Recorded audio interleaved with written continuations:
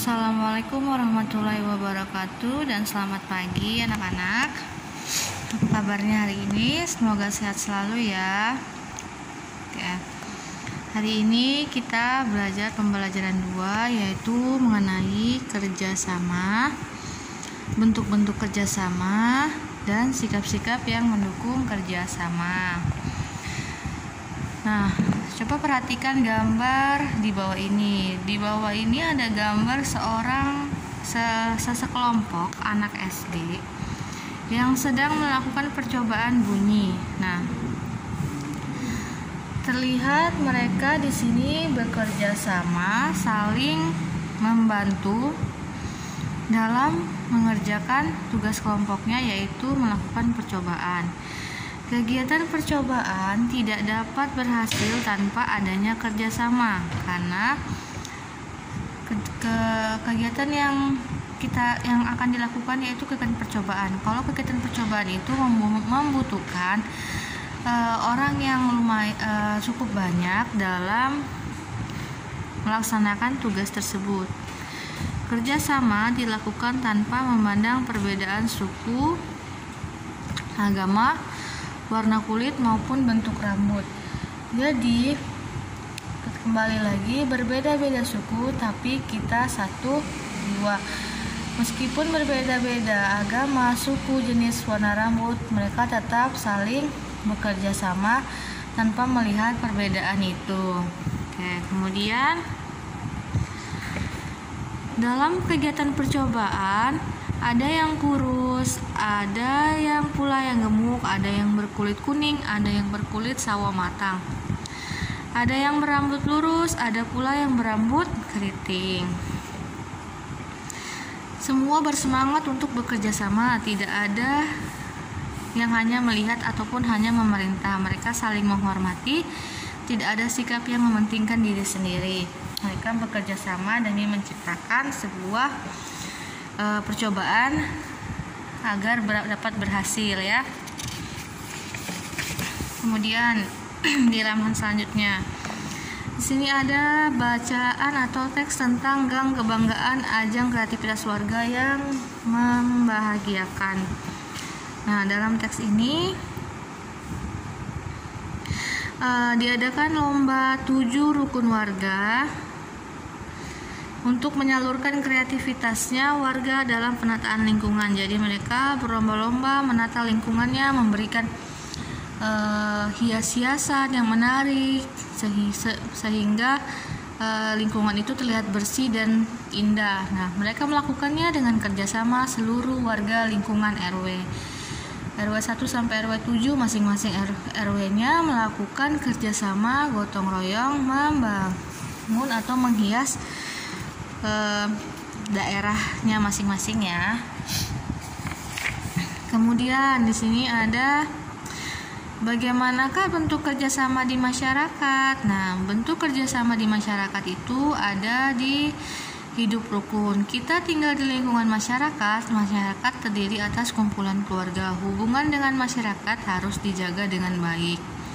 Hidup rukun dengan masyarakat akan mewujudkan kehidupan yang aman, tentram, dan nyaman.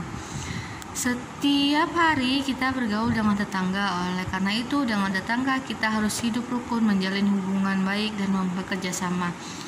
Jadi dalam hubungan tetangga kita harus menjalin hubungan yang baik, yaitu hidup rukun. Karena kalau ada apa-apa yang duluan menolong kita itu adalah tetangga kita. Oke. Meskipun tetangganya itu beda agama, beda suku, beda warna kulit dan sebagainya, tetap yang akan menolong kita pertama kali ketika ada apa-apa yaitu tetangga.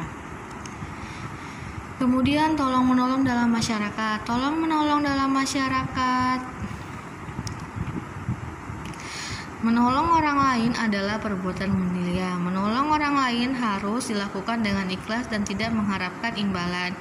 Kita dapat menolong orang lain sesuai dengan kemampuan kita, misalnya dengan harta benda atau tenaga. Hal itu bisa dilakukan saat terjadi bencana alam seperti gempa bumi, banjir, tsunami, dan gunung meletus.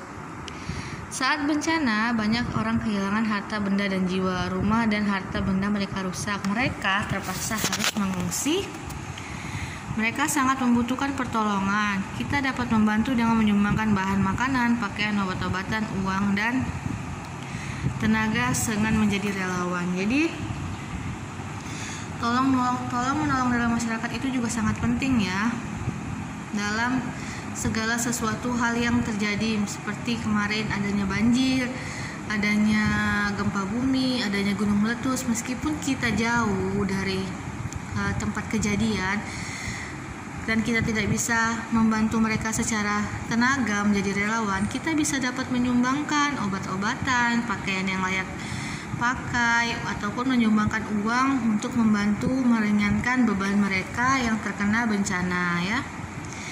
Kemudian ada gotong royong. Gotong royong masih sering dilakukan di masyarakat pedesaan. Bergotong royong adalah saling membantu antar warga. Gotong royong tradisi luhur bangsa Indonesia. Gotong royong dilakukan sejak zaman nenek moyang. Dengan gotong royong, pekerjaan menjadi ringan. Gotong royong dilakukan dengan ikhlas dan tanpa pamrih. Di desa sering dilakukan kegiatan gotong royong. Misalnya, gotong royong membuat rumah di Jawa Tengah yang disebut sambatan. Gotong royong bisa dilakukan dengan membangun prasarana umum, kebersihan lingkungan, dan perayaan hari besar nasional. Misalnya kebersihan lingkungan. Jadi dalam gotong royong ini bekerja sama antar warga dalam membangun sebuah lingkungan yang bersih seperti kerja bakti. Kemudian ada sarana dan prasarana umum yang bisa dipakai bersama, seperti contohnya MCK ataupun toilet umum. Itu kita bisa lakukan dengan gotong royong agar bersama seluruh warga yang ada di desa. Oke. Untuk tugasnya hari ini yaitu di halaman 75. Silakan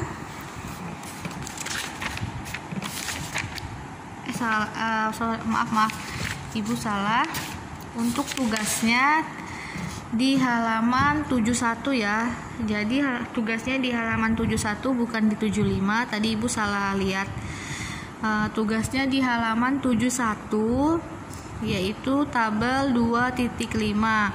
Sikap yang dapat mendukung kerjasama. Di sini di tugasnya atau perintahnya menyebutkan sikap-sikap yang dapat mendukung kerjasama. Kemudian di tabel berikutnya, tabel 2.6, sikap yang dapat merusak kerjasama.